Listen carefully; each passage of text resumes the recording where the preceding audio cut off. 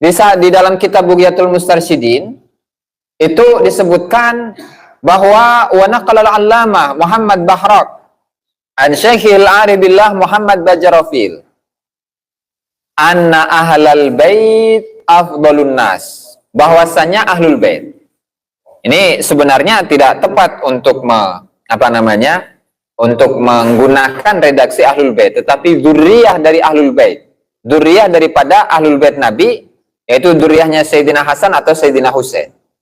Oke lah, bahwasanya ahlul bait itu adalah paling utamanya manusia. Dzurriyyah Nabi Muhammad sallallahu alaihi wasallam itu adalah manusia yang terbaik. Oke? Ahlul bait atau keturunan Nabi Muhammad itu adalah manusia yang terbaik. Nah, lalu ada lanjutannya, wa al abi alwi afdalu ahlil bait, dan kemudian keluarga Ba'lawi atau keluarga para habaib itu adalah ahlul bait atau dzurriyyah Nabi yang terbaik. Kesimpulannya apa? Kesimpulannya bahwasanya para habaib itu adalah manusia yang terbaik yang ada di muka bumi ini. Nah, ini kalau dikaitkan dengan ajaran rasisme yang menyatakan diri bahwa dirinya ini adalah adalah sekelompok orang, adalah segolongan orang yang lebih tinggi daripada yang lain. Sehingga yang lain nih, orang-orang Nusantara, orang-orang pribumi dikatakan sebagai akhwal. Dikatakan sebagai orang-orang rendahan. Tidak hanya itu, keturunan Wali Songo. Keturunan Wali Songo itu pun dianggap sebagai orang-orang yang memiliki nasab yang meragukan. Ini udah menjadi pembicaraan umum di kalangan para habaib, meskipun yang muncul itu 1-2 orang. Tetapi untuk di akar rumputnya, pada faktanya memang seperti itu. Itu satu. Artinya apa? Artinya dalam keterangan yang ada di dalam kitab Bughyatul Mustarsyidin, bahwasannya kalangan para habaib Ba'lawi itu adalah ras yang tertinggi di muka bumi ini. Wali Songonya dianggap sebagai keluarganya, ya. Kemudian keturunannya tidak diaku. Keturunan Wali Songo dianggap terputus, lalu yang akan mulia di bumi Indonesia ini adalah kalangan habaib saja. Ini ada kitabnya. Kita berbicara mengenai data, kita berbicara mengenai fakta.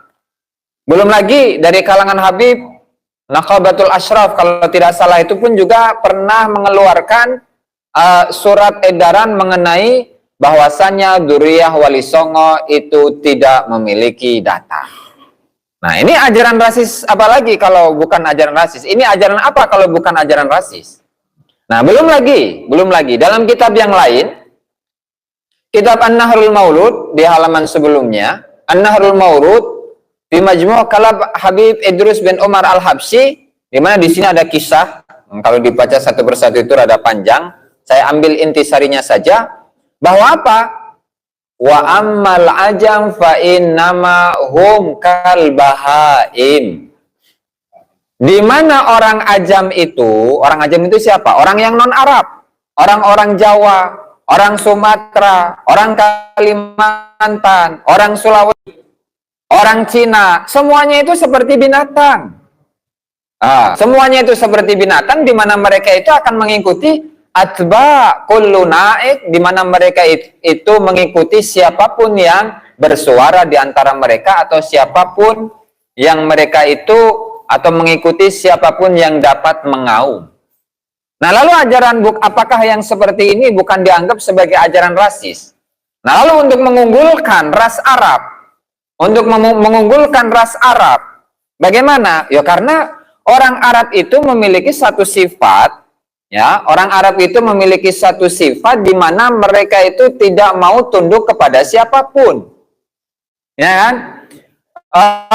Maka di sini dikatakan fa inna ma hamalahum alal ikhtilaf, mereka selalu patgon. Mereka itu selalu bertengkar. Orang Arab itu selalu bermusuhan. Kemudian masing-masing dari mereka itu mengklaim dirinya lah yang paling pantas untuk menjadi pemimpin. Dan itu dianggap oleh Habib ini sebagai apa? Sebagai sifat-sifat yang sempurna. Jadi bukanlah sifat yang sempurna itu ketika seseorang itu bisa berdamai, menciptakan suatu kondisi yang aman, yang tentram, yang nyaman di kalangan masyarakat, tetapi saling bermusuhan itu adalah sifat kesempurnaan. Ini logika yang mana yang menyatakan seperti itu? Artinya ajaran-ajaran seperti ini yang apalagi ketika menyatakan bahwa orang ajam itu adalah orang-orang yang seperti binatang, ini sudah ajaran rasis. Pertama, tadi dinyatakan habaib itu adalah ras tertinggi di muka bumi ini, sebaik-baiknya manusia. Satu. Kemudian yang kedua di sini, di mana orang ajam disebut sebagai binatang. Padahal kita ini kan manusia. Sama-sama hidup di Indonesia, sama-sama makan di Indonesia, sama-sama tidur di Indonesia. Apalagi kemarin tuh waktu sebelum hari Lebaran, orang-orang yang tidak percaya dengan nasabnya Balawi disebut sebagai monyet. Astagfirullahaladzim. Padahal biasa itu, dia itu yang berkomentar itu Rizik Syihab itu biasa untuk menganjing-babikan orang lain, mengiblis-ibliskan orang lain. Giliran saudaranya disebut dikit itu pun keceplosan, disebut monyet, ngamuknya minta ampun, bahkan minta perang. Nah itulah modal utama sebenarnya. Kenapa dia itu berani untuk mencaci maki orang lain? Karena nasab.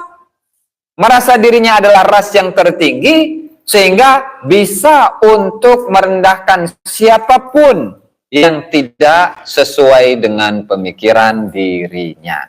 Ini masih banyak sebenarnya ini. Ini saya ambil contoh dua sampel saja. Kemudian yang berikutnya ajaran membuat kuburan palsu. Ajaran membuat kuburan palsu. Ini sudah marak ini. Sudah sangat marak di Nusantara, di Pulau Jawa khususnya. Itu kalau dihitung mungkin sudah ada ribuan. Itu tidak hanya perilaku dari seorang Habib saja, tapi dalam kitabnya pun ada mengajarkan itu.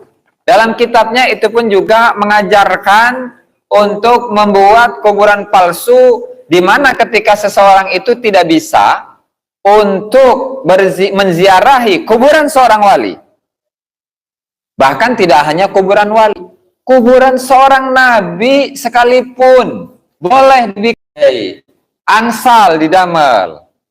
Makanya di sini. Coba kita ulas bersama-sama untuk lebih jelas ya. Ini di halaman berapa ini? Nggak ada halamannya. Dari kitab An-Nahrul Maurud, B ya, membuat kuburan palsu. Langsung saja pada teks Arabnya. Wa kana yaqul, di mana Habib Idrus bin Umar Al-Habsyi mengatakan, yang bagi liman ajala an ziyarati ba'dil auliya, seyogyanya bagi seseorang yang tidak mampu untuk menziarahi kuburan sebagian wali, bal wal anbiya, bahkan yang tidak mampu untuk menziarahi sebagian kuburan nabi. Apa itu? Yang seyogyanya an yushakhisa dariha dzalikan nabi awil wali suratan hissiyah min thawbin aw nahwihi, di mana dia ini untuk seyogyanya bagi dia untuk memfisikkan, membuat secara fisik makam nabi ataupun makam wali dengan fisik yang nyata, baik berupa baju ataupun yang lain.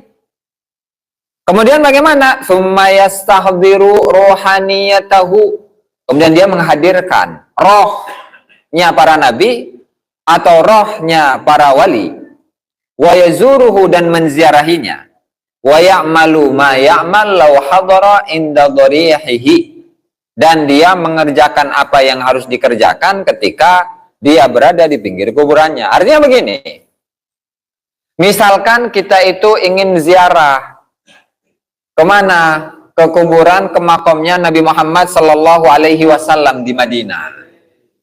Yang namanya ziarah, umroh plus ziarah ya, umroh plus ziarah, itu minimal kita punya uang saku ya 40 juta lah. Kan tidak semua orang punya uang segitu. Nah, maka menurut kitab ini silahkan untuk membuat kuburan, meskipun itu di samping rumah, jadi bikin kuburan, ada patok kuburannya, ada nisannya. Nah, kemudian diniatkan di situ bahwa saya ini sedang menziarahi makam atau kuburan Nabi Muhammad sallallahu alaihi wasallam.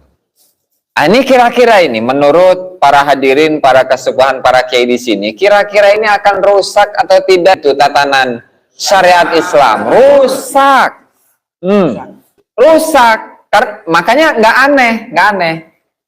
Di beberapa tempat, ini nggak tahu nih, di Kabupaten Grobogan ini ada makam Habib palsu atau enggak ini? Makam palsu Habib, ada atau enggak ini? Wonten nggih Yai? Wonten nggih? Belum lagi di mana itu, di Pati, belum di Jepara, belum di Solo, belum di Semarang, di mana-mana itu marak yang namanya kuburan palsu. Ternyata itu tidak hanya perilaku dari seorang Habib, tetapi ajarannya memang ada. Nah, tinggal ini diserahkan kepada para hadirin, para netizen semuanya, ya, untuk mempercaya atau tidak dengan keterangan yang ada dalam kitab ini. Silahkan, datanya memang seperti ini, Habibnya mengajarkan hal tersebut, ya kan, dan itu dicontohkan oleh Habibnya. Makanya di sini disebutkan wa kana sayyiduna yaf'alu dzalika, dan Habib Idrus bin Umar Al-Habsyi itu melakukan hal tersebut. Artinya ketika beliau itu memiliki suatu alasan, memiliki suatu halangan untuk menziarahi makam atau kuburan dari seorang wali atau seorang nabi, maka beliau membuat kuburan, kemudian menziarahinya, ya, kemudian biasa tahlil hadratan ila hadrati Nabi Muhammad sallallahu alaihi wasallam, biasa. Nah, itu biasa. Wa kana yaf'alu dzalika, dan itu dikerjakan, dilakukan oleh Habibnya. Nah, ada ini dalam kitabnya, itu silahkan dicek, dan kalau misalkan perlu untuk apa namanya file kitabnya, nanti bisa dikirim nanti. Nah, itu satu, untuk membuat kuburan palsu. Ini sesat ini. Kemudian berikutnya, memberi syafaat dan syarat mahabbah kepada Habib, dengan syarat mahabbah kepada Habib. Nah, artinya ketika seseorang itu menjadi muhibbin,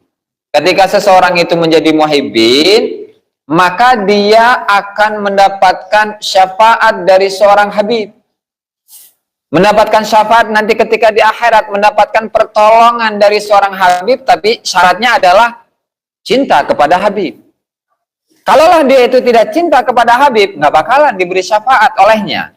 Dan ini pun ada keterangannya di dalam kitab Qurratul Ain, dengan mengutip dari kitab Al-Qirtas fi Manaqib Umar bin Abdurrahman Al-Attas, di mana Habib Ali bin Hasan Al-Attas mengatakan innal akabira minas sadah al-ba'alawi al-abi alwi, di mana tokoh-tokoh pembesar dari kalangan para habaib ba'alawi la yaqnaun, mereka itu tidak akan memiliki sifat qanaah.